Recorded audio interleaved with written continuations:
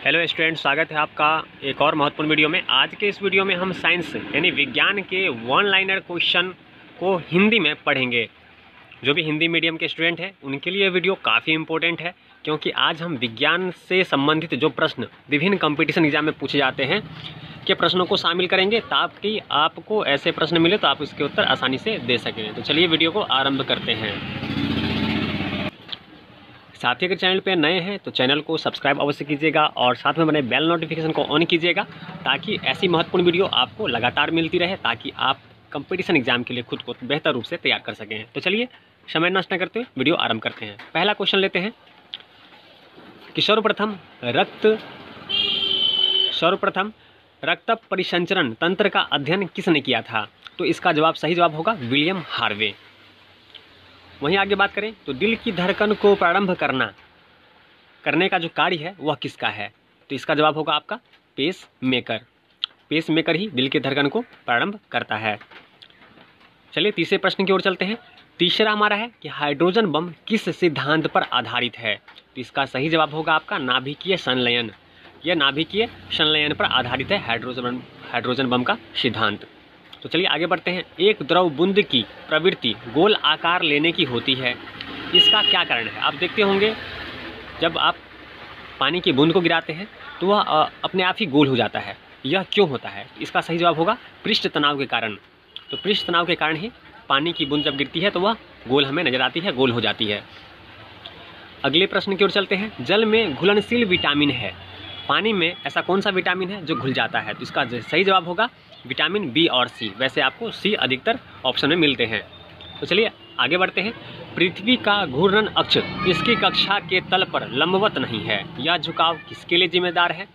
तो देखिए, पृथ्वी का अपने कक्षा पे लंबवत नहीं होना, यह जो झुकाव है वह पृथ्वी पर मौसम के बदलने के लिए जिम्मेदार होती है।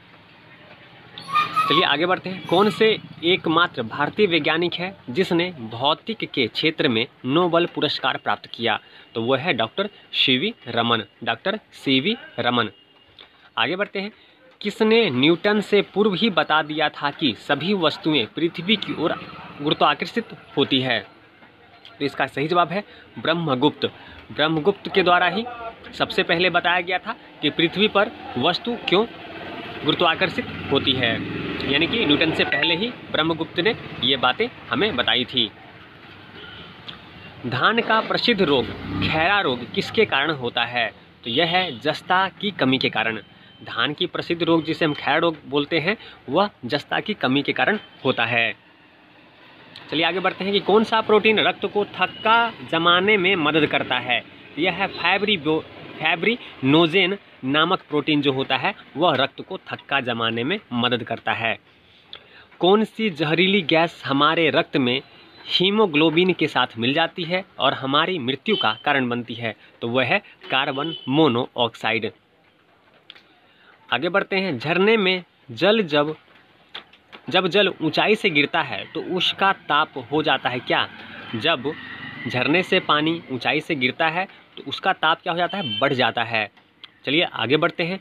चंद्रमा पर कोई भी अंतरिक्ष यात्री नली की सहायता से नींबू का शरबत नहीं पी सकता, क्योंकि चंद्रमा पर कोई वायुमंडल नहीं है। इसलिए क्या होगा कि नली की सहायता से हम कुछ भी चंद्रमा पे पी नहीं सकते।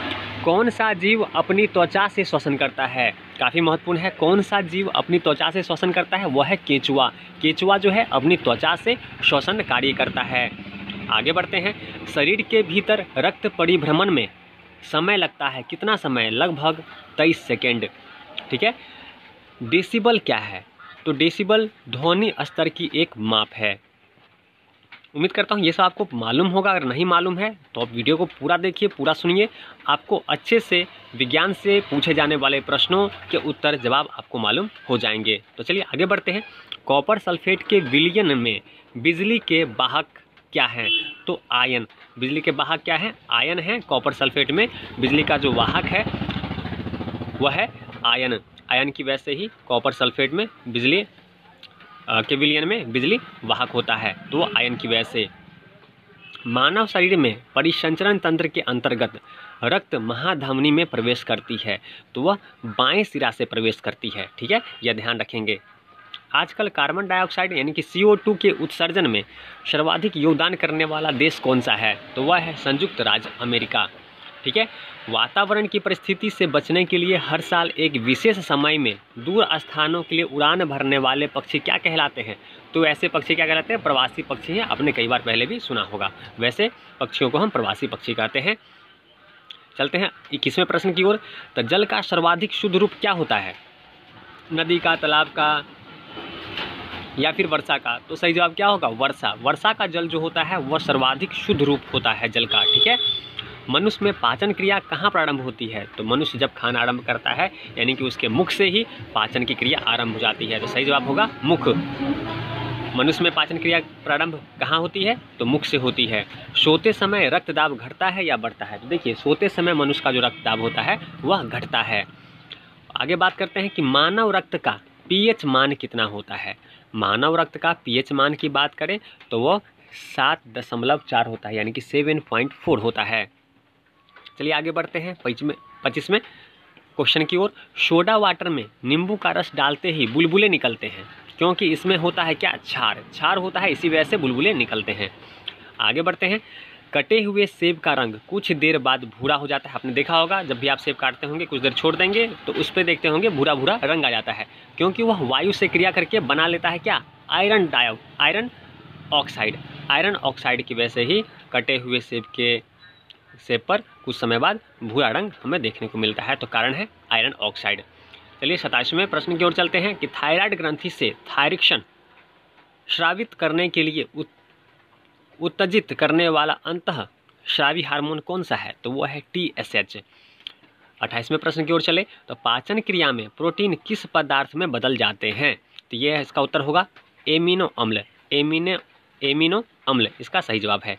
मुख से निकली लार, यह हमारा 29वां प्रश्न है। मुख से निकली लार पाचन करती है किसका? मंड यानी स्टार्च का। अगला प्रश्न लेते हैं कि रानीखेत बीमारी फैलती है। रानीखेत नामक बीमारी फैलती है किसके द्वारा? वायरस द्वारा। ठीक है, RBC का कब्रगाह किसे कहते हैं? तो वह प्लीहा को कहते हैं। प्लीहा को कहते हैं RBC का कब्रगाह यानी शमशान घाट। गर्भाशय में विकसित हो रहे भ्रूण को किस संरचना द्वारा पोषण मिलता है? तो वह है प्लेसेंटा द्वारा। ठीक है, गर्भाशय में जो भ्रूण विकसित हो रहे होते हैं उनकी संरचना को प्लेसेंटा द्वारा पोषण मिलता है। गर्भाशय में शिशु के विकास की जानकारी हेतु किसका प्रयोग किया जाता है? गर्भाशय में शिशु के विकास की जानकारी हेतु किसका प्रयोग किया जाता है? तो वह है अल्ट्रासाउंड का। वह क्या है? वह है अल्ट्रासाउंड का। तो चलिए अगले प्रश्न की ओर से बढ़ते हैं और उसे देखते हैं। विटामिन ई विशेषतः किसके लिए महत्वपूर्ण है? तो जवाब होगा लिंग ग्रंथियों की सामान्य क्रिया से। 35 नंबर प्रश्न हमारा कह रहा है कि विटामिन बी की कमी से पुरुष में क्या हो जाता है? तो अरक्तता होती है विटामिन बी की कमी से। 36 नंबर प्रश्न है लैक्टोज किस में पाया जाता है? तो हम सभी को पता है कि लैक्टोज दूध में पाया जाता है। 37 नंबर प्रश्न की बात करें तो भ्रूण के विकास के लिए किस अंग के द्वारा खाद्य पूर्ति की जाती है? तो सही जवाब होगा बीजांड द्वारा। 38 नंबर प्रश्न की बात करें तो गाय और भैंस के थनों में दूध उतारने के लिए किस हार्मोन की सुई लगा जाती है? तो इसका सही जवाब होगा ऑक्सीटोसिन। चलिए 39 नंबर प्रश्न को देखते हैं। रूमेटिक हृदय रोग का इलाज किसकी मदद से किया जाता है? तो इसका सही जवाब होगा एस्पिरिन द्वारा रूमेटिक हृदय रोग का इलाज किया जाता है।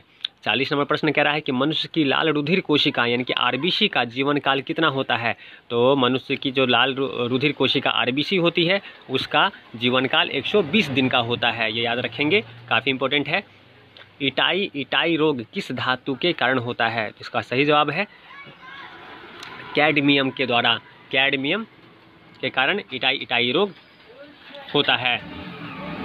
थायरॉक्सिन की कमी से होने वाला रोग है वह है घेघा रोग जो है वह थायरिक्सिन की कमी से होने वाला रोग है।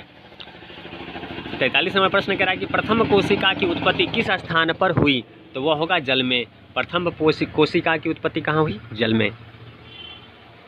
44 नंबर प्रश्न कह रहा है कि रक्त में श्वेत कणों का मुख्य प्रयोजन क्या है? तो वह है संक्रमण से संघर्ष करना। रक्त में श्वेत कणों का मुख्य उपयोग और कार्य क्या है? संक्रमण से संघर्ष करना। मधुमेह के रोगियों द्वारा प्रयोग में लाए जाने वाले स्वीटेक्स में कितनी ऊर्जा होती है? तो वह होती है 5 कैलोरी। वहीं 46 नंबर प्रश्न की बात करें तो कौन सा हार्मोन रक्त में शर्करा की मात्रा नियंत्रित करता है? तो वह है इंसुलिन। इंसुलिन जो है रक्त में शर्करा की मात्रा को नियंत्रित करता है।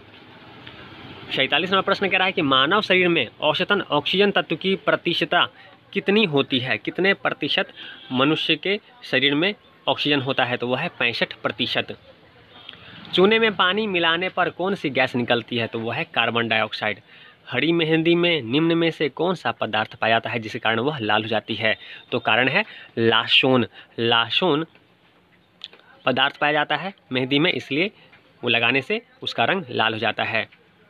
50 नंबर प्रश्न कह रहा है कि जब पृथ्वी सूर्य और चंद्रमा के बीच आ जाती है तो कौन सा ग्रहण पड़ता है? तो सही जवाब होगा चंद्र ग्रहण। 51 नंबर प्रश्न देखें तो ध्रुव तारा गतिमान आभासित क्यों नहीं होता? आप ध्रुव तारा को देखते होंगे तो आपको लगता होगा कि वो हमेशा एक ही जगह स्थिर होता है। इसका क्या कारण है? तो इसका कारण है क्योंकि वह पृथ्वी के घूर्णन अक्ष की सीधे में है। वह पृथ्वी जो ध्रुव तारा है वह पृथ्वी के घूर्णन अक्ष के सीधे में है, इसलिए वह हमें गतिमान आभासित नहीं होता। वहीं 52 नंबर प्रश्न की बात करें तो भारत में तिल की सर्वाधिक उत्पादकता वाला राज्य है पश्चिम बंगाल। ठीक है, जब पृथ्वी सूर्य और चंद्रमा के बीच आ जाती है तो कौन सा ग्रहण पड़ता है? चंद्र ग्रहण पड़ता है। जब पृथ्वी सूर्य और चंद्रमा के बीच आ जाती है तो कौन सा ग्रहण पड़ता है? चंद्र ग्रहण पड़ता है। ध्रुव तारा गतिमान अभिशासित क्यों नहीं होता? क्योंकि वह पृथ्वी के घूर्णन अक्ष की सीध में है। ये आपको मैंने पहले ही बता दिया है, रिपीट हो गया है, कोई नहीं। तो आज की इस वीडियो में हमने 50 से अधिक प्रश्नों को देखा है, पढ़ा है, समझा है। उम्मीद करता हूँ इसे आप अच्छे से समझ गए होंगे और इस पे प्रश्न बनेंगे तो उसके जवाब आसानी से दे पाएंगे। अगर एक बार में आपको याद नहीं होता है तो वीडियो को 2 से 3 बार देखें, आसानी से आपको याद हो जाएगा और एग्जाम में इससे संबंधित प्रश्न आएंगे तो उसके आप जवाब दे करके अपने अंक और अपने एग्जाम को अच्छा कर पाएंगे। तो चलिए ऐसी महत्वपूर्ण वीडियो के साथ और इससे आगे लगभग 500 प्रश्न करवाऊंगा। इससे आगे जो बचे हुए प्रश्न हैं वो अगले वीडियो में करवाएंगे। तो इसके लिए चैनल को सब्सक्राइब कर लीजिएगा, साथ में बने बेल नोटिफिकेशन को ऑन कर लीजिएगा। तो मिलते हैं अगले वीडियो में। वीडियो देखने के लिए आपका धन्यवाद।